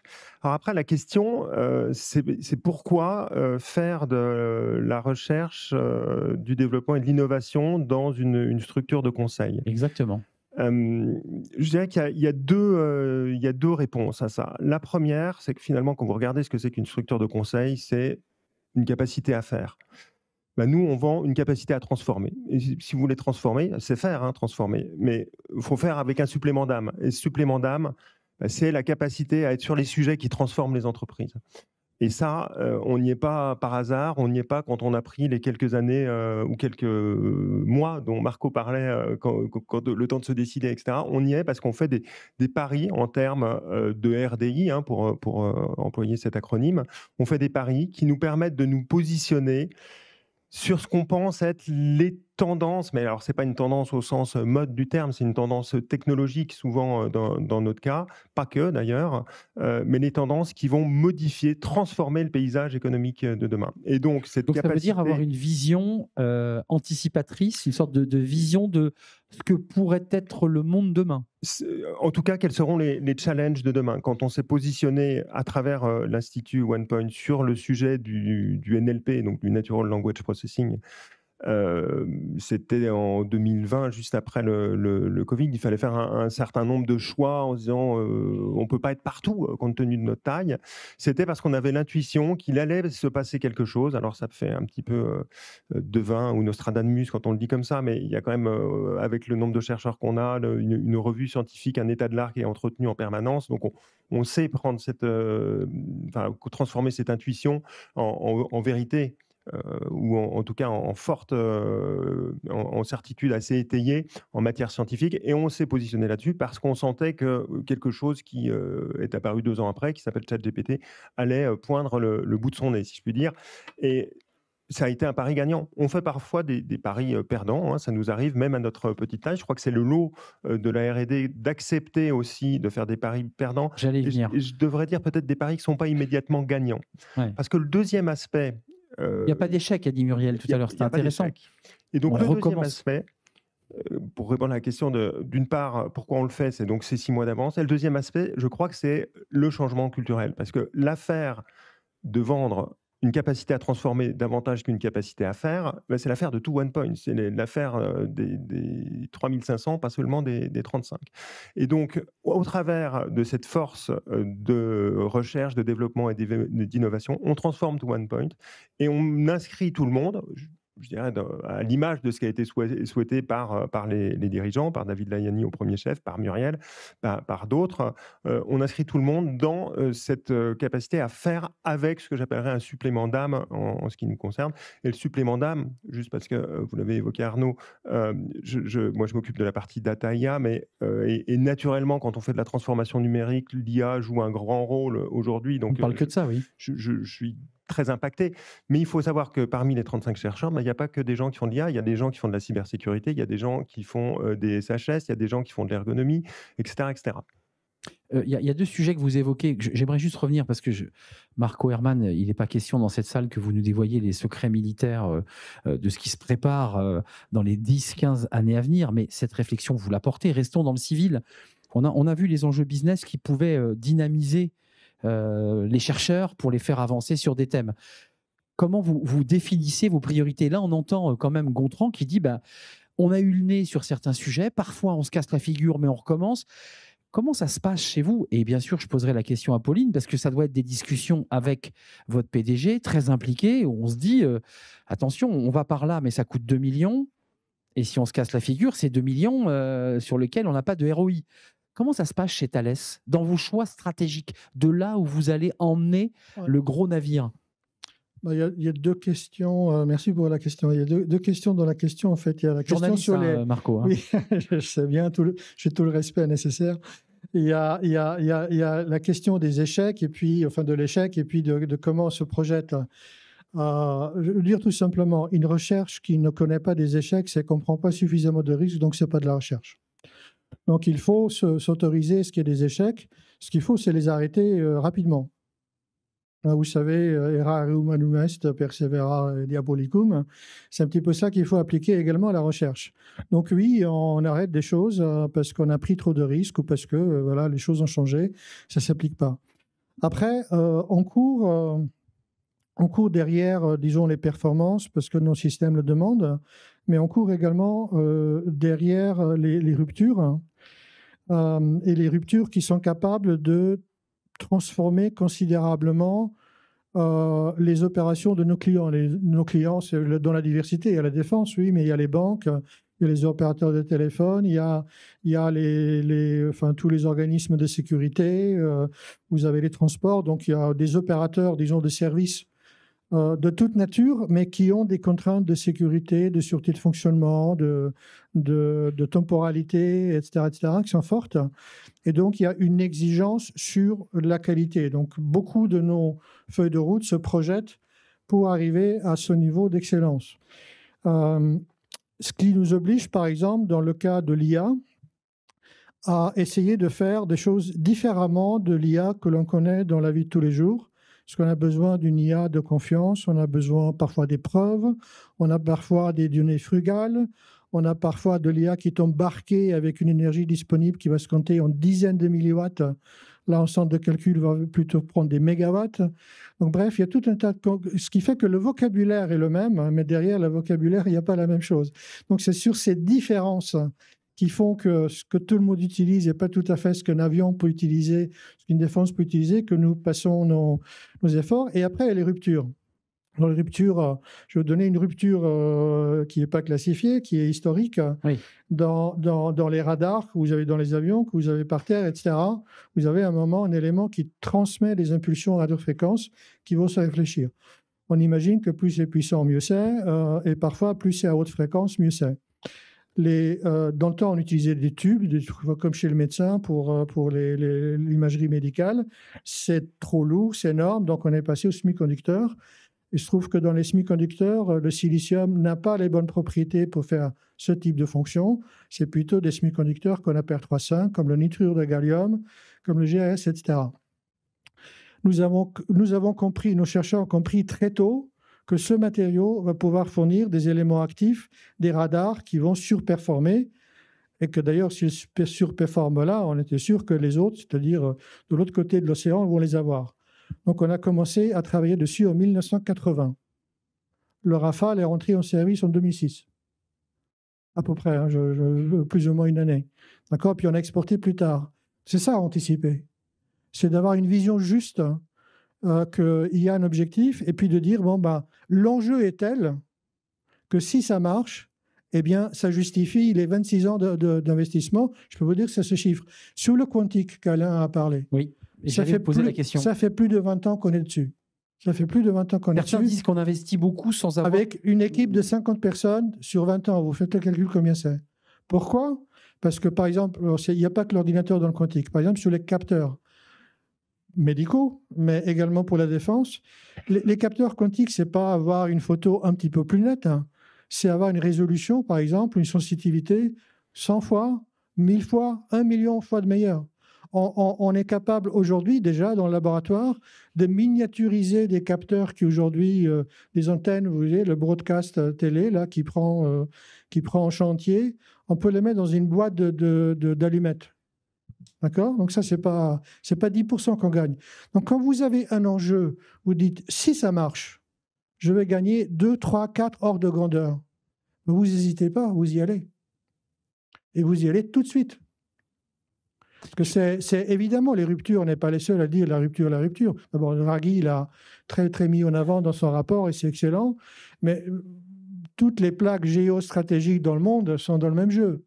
Donc, vraiment, la vitesse, il faut absolument insister sur la vitesse de la décision. Je vais juste raconter un épisode, je ne sais plus si je vous l'ai dit quand on s'est entendu, mais et je vais finir là-dessus. Passionnant. Un général français du Xe siècle était quelque part en Afrique du Nord avec son aide de camp, je ne sais plus le nom, puis peu importe d'ailleurs. Il se baladait dans les jardins publics avec son aide de camp, puis à un moment, il voit un arbre qui était absolument magnifique, unique. Il dit à son aide de camp, mais cet arbre-là, il est absolument superbe. Je voudrais qu'on en ait un pareil dans notre jardin. Et l'aide de camp lui dit, oui, mais mon général, cet arbre tel que vous le voyez, il a pris 100 ans pour devenir ce qu'il est. Le général le regarde et dit, 100 ans ? À ce moment-là, il n'y a pas une seconde à perdre. Voilà. Ça symbolise bien les enjeux dans lesquels vous êtes. C'est à la fois un temps long et il faut aller vite. Pauline, je reviens à vous parce que la dimension d'une ETI, dans sa relation à la recherche, vous avez évoqué ces doctorants, le CIF, tous ces outils qui vous permettent d'avancer. j'ai lu sur votre site, j'ai trouvé ça passionnant, que vous voulez vous mettre au service des chevaux de compétition et de connaître leur santé, leur capacité, exactement comme on le fait pour un être humain et un sportif de haut niveau, car vous les considérez comme des sportifs de haut niveau. C'est né comment ça? Parce qu'une fois qu'on a l'idée, qu'on la pose sur le bureau, ensuite, votre boulot, c'est de dire, bah voilà, il faut créer les chercheurs, créer la technologie, investir. Tout ça, ça a un coût quand même pour l'entreprise. Alors, bon, c'est né parce que l'équipe de base, on va dire, est quand même passionnée du cheval. C'est-à-dire que Oui. voilà, tout le monde ne monte pas à cheval dans l'entreprise. Loin de là, il ne faut pas, parce que ça crée des biais d'ailleurs. Mais on va dire l'équipe un peu voilà, Le noyau dur. émerge les idées, voilà, est quand même très équitante. Donc, il y a une vraie passion du cheval et c'est une des raisons pour lesquelles on est devenu société à mission aussi depuis quelques années. Et en fait, c'est une vraie volonté de mieux le comprendre pour mieux l'accompagner. Non, mais ça, d'accord. Mais une fois que vous avez posé le sujet, vous le quantifiez, vous le calculez, vous dites ça va nous coûter 2 millions d'euros pour atteindre l'objectif. On est d'accord. Pour être concret. Ça dépend des sujets. C'est-à-dire qu'on est là encore sur des temporalités et c'est là où je rejoins certains points. On va avoir des temporalités qui sont relativement longues, où on va rentrer dans nos sujets ANR typiquement, où c'est à 7 ans et où là, on se pose en se disant, OK, sur le cheval, on est loin de l'humain. Qu'est-ce qu'on peut mieux comprendre? Qu'est-ce qu'on peut mieux connaître, etc., etc. Et là, on rentre dans du projet de recherche vraiment pur. On se dresse des jalons en disant de ça, j'en sortirai ça. 5 ans, 10 ans? Non, là, c'est 7 ans. 7 ans. 7 ans, ce qui est déjà pas mal pour une ETI. Et avec des jalons un peu temporels pour premier, troisième, cinquième année, en disant, OK, dans le meilleur des mondes, et on se repose la question tous les ans, dans le meilleur des mondes, à 1 an, j'ai ça, 3 ans, 5 ans, etc., j'ai ça. Ça, c'est sur la temporalité longue, en disant, je le dis souvent, ces projets de recherche, pour nous, c'est on crée notre bibliothèque. Je crée ces projets de recherche, on les monte avec les partenaires, on ouvre des portes qui ne sont pas du tout adressées dans le cheval parce qu'on n'est pas beaucoup à travailler dessus. Et après, on viendra piocher nous pour pouvoir et faire grandir la filière, parce qu'on a cette optique-là, nous. Ou d'autres, peut-être. Ou d'autres. Et nous, surtout, à faire des développements produits qui sont pertinents, que ce soit dans la santé, dans l'accompagnement des chevaux de sport, pour les outils d'aide au diagnostic ou des produits qui vont accompagner la performance sportive. Donc, on a décidé de considérer le cheval dans son entièreté en développant des produits pour le sport. C'est comme ça qu'est né le groupe, mais en développant des médicaments qui sont propres au cheval, en développement des outils de diagnostic qui sont propres au cheval, etc., etc. Parce qu'on ne peut pas prendre le cheval que par cette entrée sport. Le deuxième point, et qui est une vraie tendance sociétale, c'est que le bien-être animal devient une vraie réalité, que si on veut continuer à monter nos chevaux, que si on veut continuer à faire vivre cette filière, ça doit être quelque chose qui est intégré dans chacune des entreprises de la filière équine. Alors quand je dis entreprise, c'est les cavaliers, c'est les JO, je ne sais pas si vous avez regardé un peu les JO et l'équitation, il y avait un vrai sujet autour de l'équitation et ça l'est toujours. En tant que leader mondial, on ne peut pas se dire qu'on n'a pas quelque chose à faire là-dedans. Ensuite, dans tous nos développements et dans tous nos travaux d'innovation, il y a une partie aussi qui est du transfert de technologie. C'est-à-dire que là, typiquement, on est sur de l'analyse markerless du cheval. Ah bah ok, ça marche très bien sur l'humain, ça marche très très bien sur l'humain. Le transposer à l'animal. Créer nos propres modèles, etc., etc. Voilà. Et ça, ce transfert de techno, c'est là où une partie de notre innovation porte aussi. En tout petit mot, parce que je donne la parole à Olivier Giroud et à Gontran Pebez, mais le volume d'investissement que vous consentez en recherche, en développement et en innovation, parce qu'il y a aussi de l'innovation, la matière des selles inspirée du matériel du tennis, si j'ai bien lu votre livre, ça représente combien? Là, à l'heure actuelle, on est à peu près à 4-5% du chiffre d'affaires. Donc, c'est quand même un réinvestissement conséquent. C'est un investissement conséquent. Et pour vous maintenir aussi sur un marché où une grande partie des produits sont chinois. Je ne parle pas des produits de qualité, mais... Alors, pas tant que ça dans l'équitation. Pas tant que ça, je dis une bêtise. Les concurrents sont pour de la sellerie, c'est vraiment plutôt européen. avec un fort Je marché à parlais du l'export. matériel, hein, je parlais Ouais, pas le que de la matériel, céréale. Ouais, matériel, c'est vraiment plutôt très européen. très européen. Ouais. Olivier Giroud, les entreprises qui vous disent, moi, et là, on a démarré le débat d'ailleurs avec Marco Herman qui disait assez clairement des grosses entreprises du CAC dont le fonds ou les fonds disent mais dépense pas autant d'argent dans la recherche et développement, pense à tes EBITDA, tu as un bon produit qui se vend bien, pourquoi inventer le monde de demain? On peut l'entendre ça. Je sais pas. Oui, on peut l'entendre. Non, mais je veux Mais dire, qu'est-ce que vous dites aussi à ces entreprises pour les inciter à faire de la recherche, du développement et de l'innovation? bah, je pense que il y a quand même enfin, il y a une révolution quand même depuis une vingtaine d'années dans les grandes entreprises. Personne ne dit vraiment, on va plus faire d'investissement, etc. C'est vrai que par contre, le niveau de prise de risque C'est ça. peut fluctuer en fonction d'une entreprise à une autre. Donc nous, ce qu'on essaye de dire, c'est aussi d'aborder la R&D et la R&DI en tant que transformation aussi de nos clients, de nos partenaires, de grandes entreprises. Euh, Parfois, ça peut être un vecteur important, au-delà de la recherche en tant que telle et des nouveaux produits ou des nouveaux business qui peuvent en découler. Mais ça peut être une manière de transformer aussi leurs entreprises, leur mindset, leur manière d'opérer. Et ça, on l'a fait. Alors, vous parliez de l'innovation, la brosse à dents connectée, mais ça date maintenant plus de 10 ans. On a travaillé en partenariat stratégique avec la société Colgate sur ce domaine. Et une société qui faisait de la pâte de dentifrice depuis, je sais peut-être pas 120 ans, mais Mais c'est une très pas vieille très marque. loin. Ouais. Et la réaction initiale, c'est pourquoi un produit pour lequel on a 80% de marge brute qui se vend tout seul, pourquoi faire quelque chose sur lequel on a 40% de marge brute et qui est compliqué à vendre, etc., etc.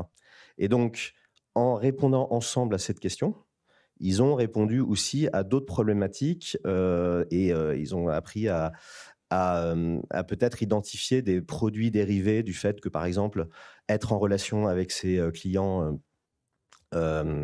au jour le jour, c'était une manière de promouvoir d'autres produits, d'autres services et de monter en valeur ajoutée et en gamme. Et donc, tout ce travail-là était intéressant. Et donc, je pense qu'ils ont changé aussi de manière de concevoir la R&D en une R&D qui était cœur business de la chimie, si vous voulez, à quelque chose qui pouvait aller plus vers une nouvelle manière d'être en contact avec ses clients et de vendre des nouveaux services. Donc ça, c'était important. Vous voulez rajouter quelque chose, Olivier? Je vous ai coupé la parole. Non. Non, je ne vous ai pas coupé la parole. Bon, c'est une excellente nouvelle. Gontran, on a entendu quand même plusieurs prises de parole à la fois sur scène et par le prix Nobel qui disait une chose qui m'a beaucoup marqué, c'est que Paris-Saclay, c'est aussi le mariage des grandes écoles et des universités, c'est aussi l'idée que la recherche fondamentale, que la recherche concrète commençait à travailler, à avancer ensemble, que les jeunes chercheurs, que les doctorants évoluaient aussi dans leur rapport, excusez-moi de le dire abruptement, à l'entreprise. C'est un vrai sujet, ça, parce qu'il y a 20 ans, il y avait vraiment une coupure, une rupture entre la recherche fondamentale et les entreprises. Aujourd'hui, j'ai le sentiment quand même, et vous êtes au cœur de ce sujet, que les choses ont beaucoup évolué, à la fois du côté des entreprises et que les jeunes ont changé de mentalité aussi. Moi qui ne suis pas très jeune. En tout cas, les choses ont évolué, c'est notoire. Je pense qu'il y a une aspiration outre-Atlantique qu'on ne peut pas ignorer, à mon avis pour le meilleur, sur le sujet dont on parle. Et effectivement, force est de constater qu'aujourd'hui, il y a un continuum RDI. Et c'est. Vous rajoutez le I, excusez-moi, mais c'est important. Oui, je rajoute le I parce que c'est en quelque sorte une sorte de dernier kilomètre. C'est ça. Qu'on peut voir d'ailleurs à deux égards. Je pense qu'il y a un dernier kilomètre. Il s'emboîte bien avec Barracoda, pour le coup, qui assume bien cette idée du I. Qui est en résonance également avec ce qui était évoqué par Pauline sur l'aspect matériaux des selles. Et ça, je pense que c'est effectivement cette matérialisation ultime dans l'innovation concrète. Et je pense que c'est également un continuum du point de vue de l'ambition, c'est-à-dire qu'il y a sans doute, et là je fais écho à ce qu'évoquait Marco, il y a des grandes percées conceptuelles disruptive, qui amène à faire des sauts, pour le coup, quantiques, si je puis dire, dans le cadre de cette table ronde, des sauts quantiques en matière de recherche, y compris et spécifiquement recherche fondamentale. Et après, il faut traduire ça en opérations extrêmement concrètes. Et ça peut être sur des domaines d'application qui sont très éloignés de ceux qu'on imaginait au début. Donc je rajoute le I vraiment volontairement. Et quand je parlais de cette inspiration... Et il est présent dans tout le livre, hein. R il est et D, I. Oui, on a veillé à ce qu'il soit présent dans tout le livre parce que je pense que, très modestement, c'est là aussi qu'on voit les entreprises qui vont de l'avant. Aller de l'avant, c'est pas faire uniquement de la recherche fondamentale un petit peu abstraite, Mais c'est le pont avec conceptuelle. C'est effectivement être capable de se mettre dans ce déséquilibre avant, style très limité, mais en tout cas qui vous tire vers l'avant. C'est presque de l'équitation, ce que vous nous dites. Et c'est presque de déséquilibre avant, on n'est pas loin, en tenant bien les rênes. Il nous reste 1 minute. Herman, Marco, peut-être pour conclure, juste c'est une question un peu philosophique, parce que R&D, ça peut devenir très technique, très sujet ingénieur, très... Et quand on le regarde en levant la caméra, moi qui, je le redis, viens des sciences molles, on a le sentiment que, sans vous en rendre compte, vous transformez le monde. Est-ce que vous avez conscience qu'avec les travaux de recherche, les milliards investis, le travail de nos chercheurs, dans 20 ans, le monde ne sera plus le même, grâce à vous? Grâce à beaucoup d'acteurs de toute taille et tout positionnement, oui, le monde sera différent, comme le monde d'aujourd'hui a été changé par la technique. Je reviens en conclusion à ce qu'a dit Alain. Pour que la science parle aux gens, pour que le bien soit vraiment perçu comme le bien et transformé en meilleur, il faut que la science soit partagée, il faut la vulgariser, il faut qu'elle soit appropriée par tout le monde. La science est trop sérieuse pour être uniquement l'affaire des scientifiques. Et je vous invite d'ailleurs à une très jolie pièce de théâtre qui s'appelle Lumière, au Théâtre Lucernaire, qui traite justement de ces chercheurs qui inventent la lumière et qui veulent électrifier le monde. Donc on passe de la science à l'innovation puisqu'ils veulent électrifier Paris, et c'est formidable et c'est très, très érudit. Il nous reste 15 minutes. Je voudrais vous donner la parole, ceux qui sont ici, pour créer de l'interaction avec nos invités, parce que je pense que vous avez reçu, peut-être que vous avez des expériences à nous faire partager, des remarques.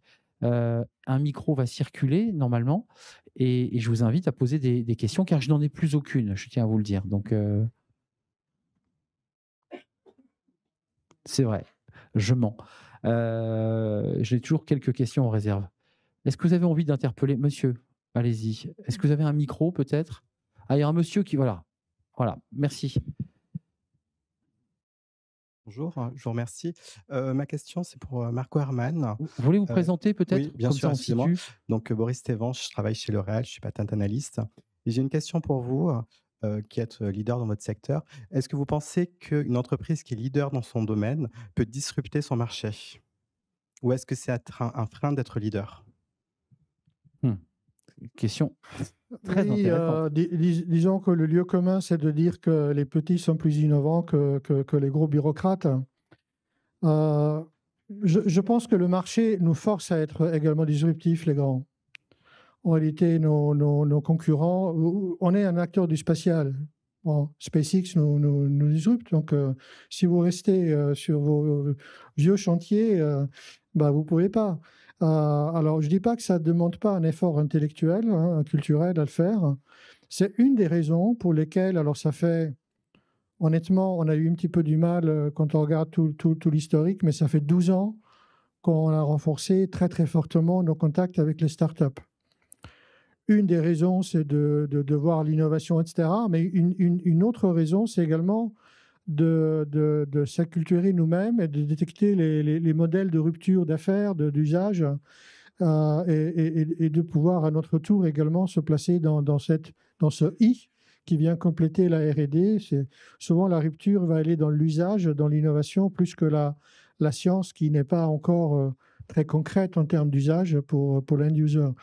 Donc,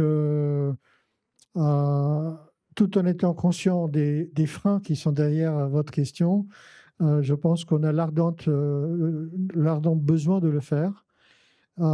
Et ça peut être aussi une occasion de dire que l'Europe, là-dessus, a sans doute encore des progrès à faire pour correctement stimuler l'ensemble de l'écosystème, tout acteur confondu, pour être plus disruptif dans l'approche.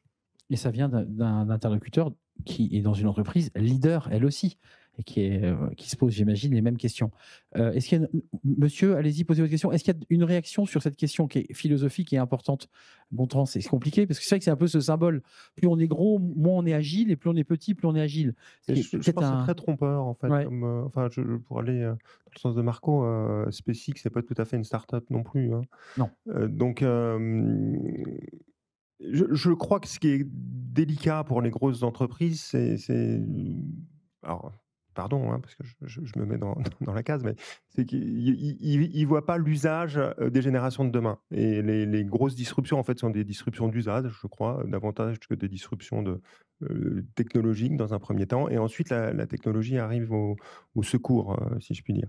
Et donc, il faut dissocier la disruption d'un produit d'une disruption en matière de recherche, je pense. Monsieur. Oui, bonjour, je suis Dan Deville et je dirige un cabinet de recrutement.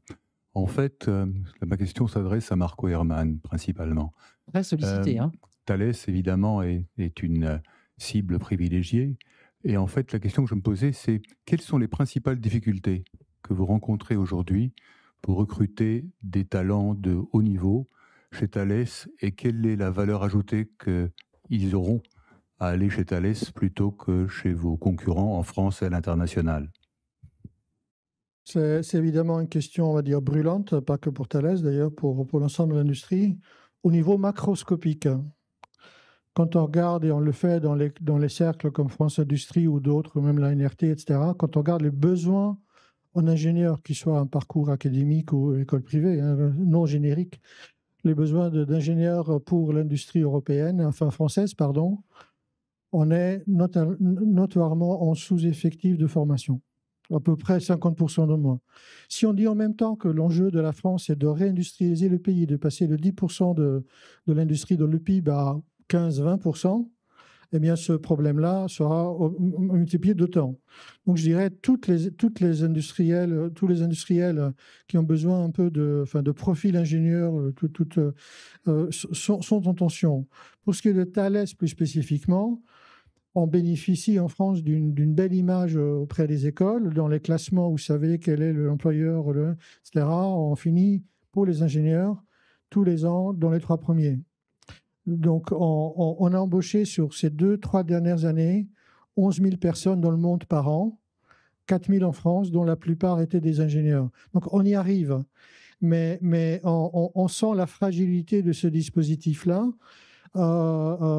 De fait, je dirais, de la rareté de ces talents-là. Donc, la rareté n'est pas tout à fait le cas d'un certain nombre d'autres pays. Et puis, d'autre part aussi, de la concurrence d'autres pays qui payent plus, qui ont d'autres avantages, etc.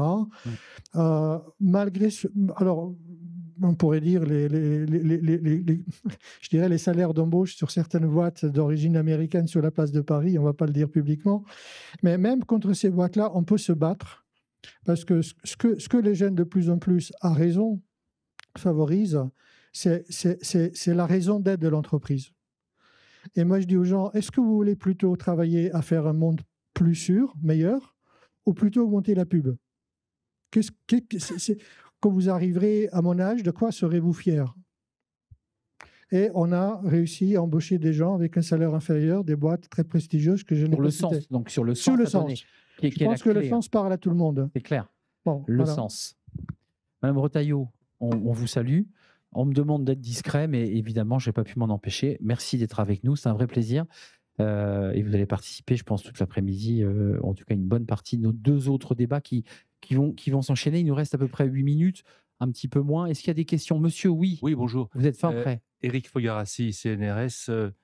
Je connais très bien l'environnement des lasers sur le plateau de Saclay, donc je perçois très bien tout l'intérêt et toute la stratégie autour de cette relation entre entreprise et recherche. Moi, mon problème aujourd'hui, c'est au fond le problème des pouvoirs publics en France. Parce que la réalité, c'est que jamais on a détruit autant d'emplois industriels. Alors, vous, au cœur d'une entreprise, comment vous percevez, qu'est-ce qu'il serait souhaitable de faire pour que réellement la France utilise les compétences, ce qui se passe dans vos entreprises pour que cela profite à la France. Parce que le problème, il est surtout là, c'est comment faire pour aujourd'hui redynamiser et recréer de l'emploi industriel. Moi, je suis quand même assez frappé par ce problème et j'aimerais avoir votre point de vue sur cette question. Merci. Alors, je ne sais pas, c'est Pauline peut-être ou Gontran, parce qu'on évoquait la pénurie d'ingénieurs, et même dans les formations initiales, on manque d'ingénieurs. Est-ce que vous êtes confronté dans une ETI, j'allais dire, aux mêmes difficultés de recrutement et de qualité de recrutement? Alors, en fait, nous, on a des difficultés de recrutement un peu partout, hein. On parle de France industrielle. Oui. Nous, notre cœur de métier, c'est quand même de faire de la selle. C'est manuel. Et c'est très manuel. Et ça, c'est une vraie difficulté pour nous à recruter à l'heure actuelle, de pouvoir faire nos selles françaises, cuir français. On est très, très verticalisé. Donc, on va de la peau de la vache jusqu'à la selle.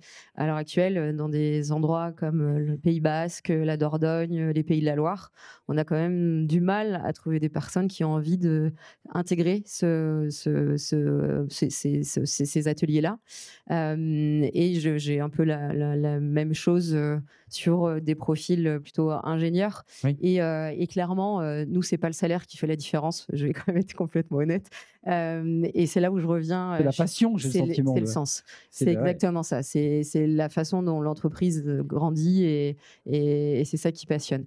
Mais en fait, pour répondre à nos problèmes, nous, d'un point de vue pur industriel, et ben finalement, on a monté nos écoles de formation. On n'a pas eu le choix. On s'est appuyé sur des structures existantes. Et c'est comme ça que finalement, on a réussi à venir remplir nos ateliers, alors avec beaucoup de turnover, parce que on est quand même sur des métiers qui sont extrêmement physiques. Hein. Donc là, vous rentrez dans une entreprise où il y a aussi une partie très manuelle. Et finalement, ça a été la seule solution. Et on s'est appuyé sur des choses existantes, mais finalement, en le verticalisant pour l'intégrer, nous. Peut-être. Pour prendre le sujet sous l'angle moins du recrutement, hein, qui est évidemment un point de douleur, mais sous l'angle de la réindustrialisation, puisque c'est ce que j'entendais dans la question.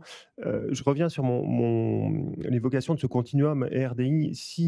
Et je crois que la France s'est fait vraiment une place à l'échelle internationale sur la partie fondamentale, donc vraiment sur le R. Si vous n'avez pas ce continuum, vous avez quoi ? Vous avez Yann Lequin.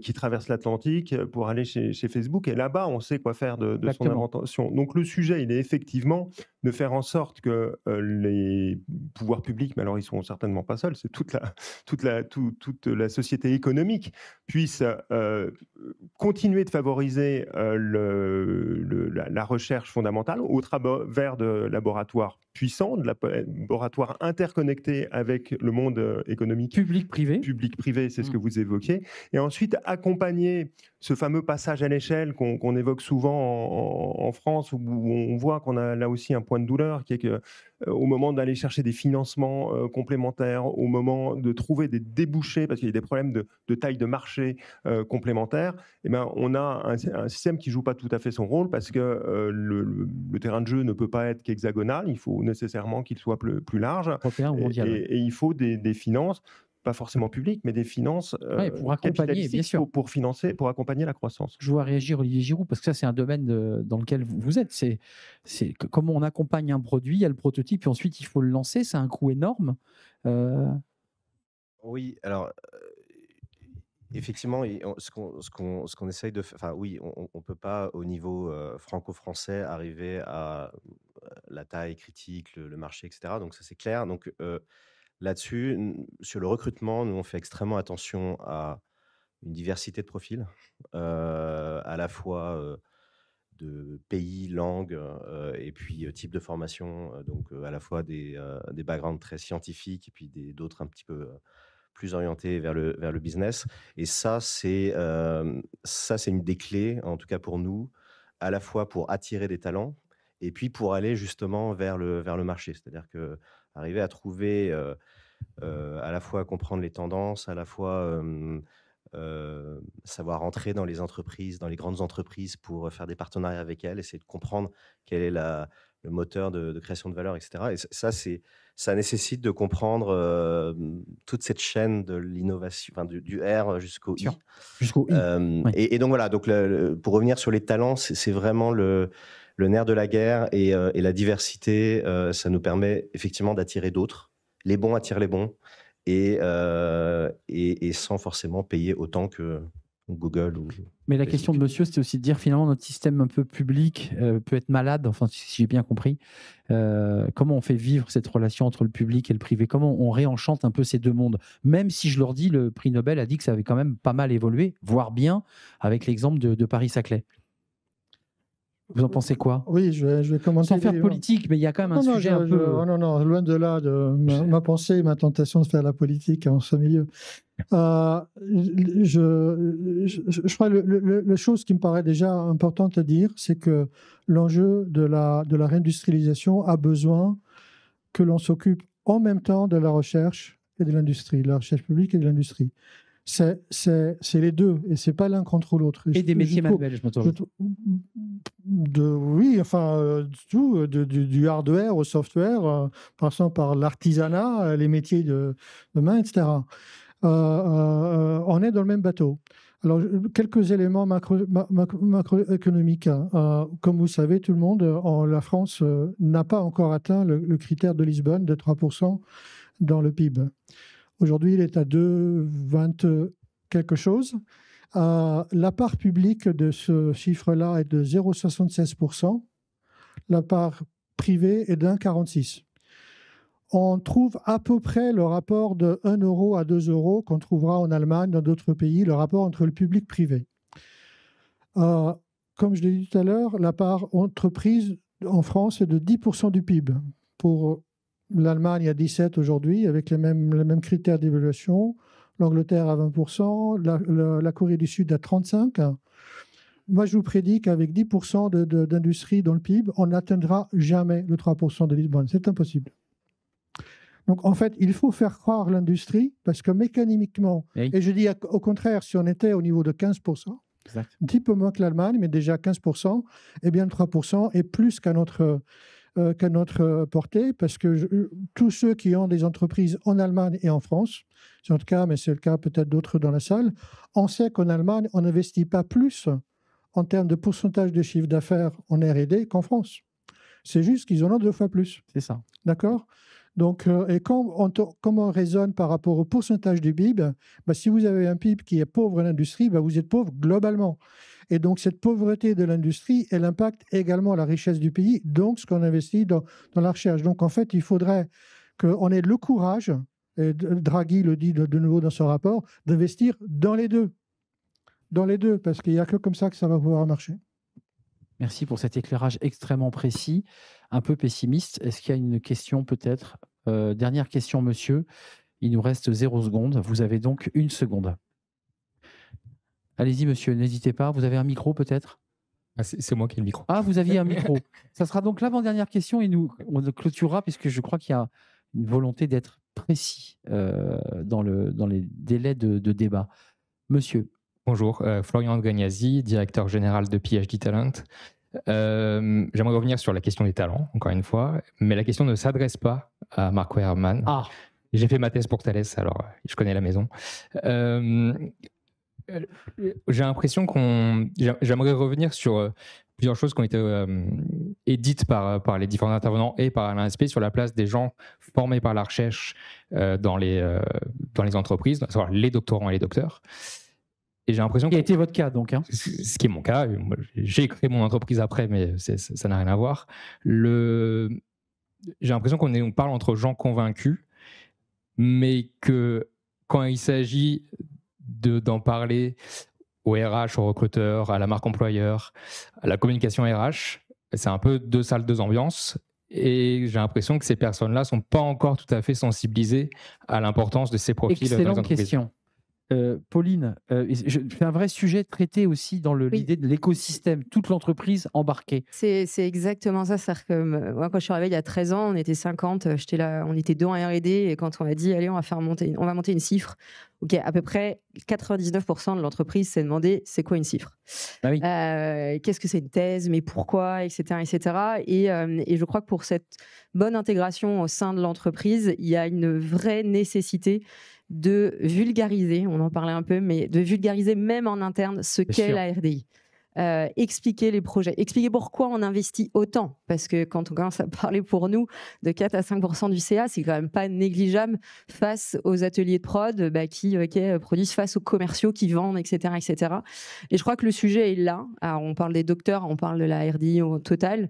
Quand j'ai voulu recruter de nouveaux doctorants, lorsque j'ai dit non, les docteurs, on les garde, il fallait quand même vraiment l'argumenter. Et je crois qu'il y a une vraie acculturation de la société, enfin de l'entreprise, je parle, mais de l'entreprise complète à ça. L'innovation, elle est la R&D, elle est présente au CODIR, elle est présente au COMEX, et elle a un vrai poids malgré le fait que nous sommes une ETI, et c'est des sujets qui sont détaillés et qui sont expliqués pour que tout le monde s'embarque. Porté par votre PDG qui y croit dur comme fer. Oui, il faut que le dirigeant soit impliqué sur ce sujet. C'est sûr, mais l'évangélisation, si je peux dire comme ça, se fait par l'équipe en place, se fait par des équipes qui travaillent ensemble. Et si on n'a pas ça, effectivement, il y a une vraie incompréhension qui peut exister. Donc il n'y a pas 2 salles, 2 ambiances pour reprendre la question de monsieur. C'était existé en tout cas chez nous, vraiment. Oui, au départ, pour le moins. Un mot chacun, parce qu'on va déborder et il y a une petite page publicitaire ensuite. C'est en rebond par rapport à ce que disait Pauline et ce qui a été dit précédemment, toujours par Pauline. Quand vous avez une raison d'être ou une entreprise à mission, tu évoquais, je crois que ça unit tout le monde derrière cette raison d'être. Alors je prends toujours la même parce que ça permet de fixer les idées, puis c'est plus la raison d'être de l'entreprise que je vais citer. C'est quand vous allez faire du ciel le plus bel endroit de la Terre, qui peut imaginer que la RDI ne peut rien pour cette raison d'être? Enfin, je veux dire, c'est évident qu'il y a 1 milliard de sujets à aller investiguer, de thèses à lancer pour faire du ciel le plus bel endroit de la Terre. Et donc, quand vous avez une raison d'être, quand vous êtes une entreprise à mission, vous arrivez à unir à la fois ceux qui tiennent les cordons de la bourse, pour le dire concrètement, et ceux qui ont la vision. Un mot, Olivier, avant de quitter, avant monsieur peut-être. Je reprendrai peut-être un petit peu ce que disait Alain Aspect aussi tout à l'heure. C'est je pense qu'au-delà des aspects scientifiques que peuvent porter des thésards ou des docteurs en entreprise, c'est aussi la manière de réfléchir et d'aborder des problèmes mal posés ou assez mal posés et en trouver des solutions. Et ça, je pense que c'est un mindset qui peut irriguer aussi. Mal posé par qui? Mal posé par le monde. Par le monde. Par la réalité. La réalité, d'accord. D'essayer de... Donc cette culture-là, elle est peut-être qu'elle manque un peu aussi chez nos ingénieurs, donc qui ne sont pas passés par une thèse, et elle est fondamentale. Et donc ça, on l'a appris.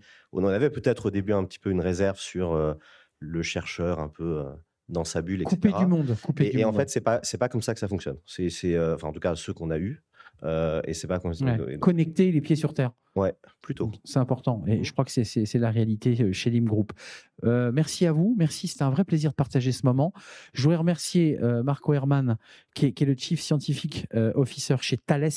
Merci d'être venu, d'avoir pris de votre temps. Merci à Pauline Martin, directrice stratégie innovation Lim Group. Allez voir le site, parce que rien que le site vous donne envie de faire du cheval et de s'intéresser à ce très bel animal. Merci à Gontran Pebez.